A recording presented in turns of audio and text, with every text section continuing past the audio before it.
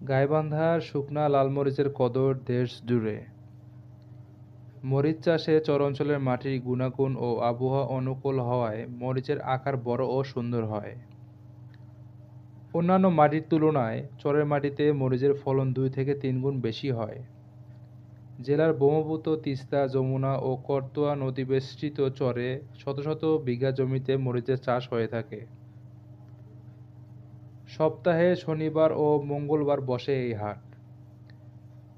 এর আগের রাত থেকেই চরের মরিচ চাষিরা হাটে আসতে শুরু করে মরিচের বহন নিয়ে।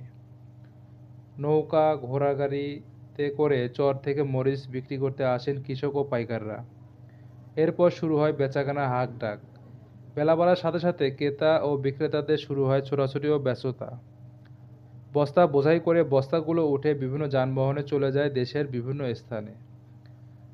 লাল মরিচের বাজার হিসাবে এই হাটের বেশ সুনাম রয়েছে।